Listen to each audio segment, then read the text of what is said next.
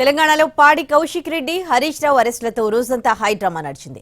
రాష్ట్రంలో ఎమర్జెన్సీ తరహా పాలన సాగుతోందని బీఆర్ఎస్ నేతలు ఆరోపించారు. మరోవైపు కౌశిక్ రెడ్డికి వైద్య పరీక్షలు న్యాయమూర్తి ముందు హాజరుపరిచారు. కౌశిక్ రెడ్డికి బెయిల్ మంజూరు చేశారు న్యాయమూర్తి.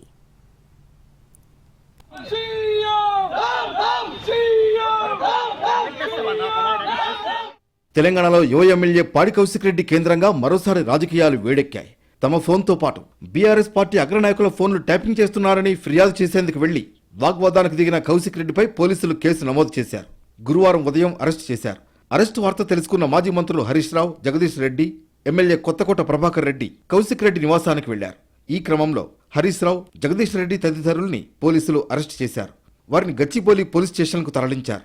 అయితే నేతలను తరలిస్తున్న పోలీసు వాహనాలను బీఆర్ఎస్ కార్యకర్తలు అడ్డుకునేందుకు ప్రయత్నించారు.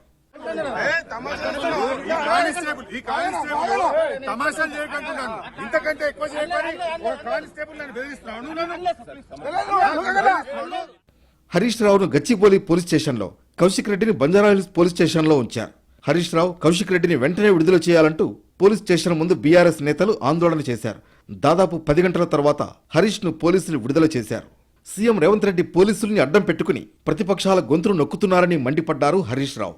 రేవంత్ రెడ్డి పాలన ఇందిరాగాంధీ ఎమర్జెన్సీని తలపిస్తోందని విమర్శించారు. కేసీఆర్ గారు కట్టించిన కాలోజీ క్షేత్రాన్ని ఇనాగ్రేషన్ చేసినావు తప్ప అసలు నీ ఏడాది పాలనలో ఒక ఇల్లు కట్టినవా? నీ ఏడాది పాలనలో ఒక పాలసీ తెచ్చినవా? నువ్వు చేసిన ఒక్క మంచి పని ఉందా? నువ్వు ఒకవైపేమో ప్రజాపాలన అంటున్నావు. ప్రజాపాలన కాదు, ఈ రాష్ట్రంలో రాక్షస పాలన నడుస్తా ఉంది. ఎక్కడ ప్రజాపాలన ఉంది? ప్రజాస్వామ్యము, ప్రశ్నించే హక్కు ఇస్తాం, 7వ గ్యారంటీగా ఇస్తున్నా అన్నావు.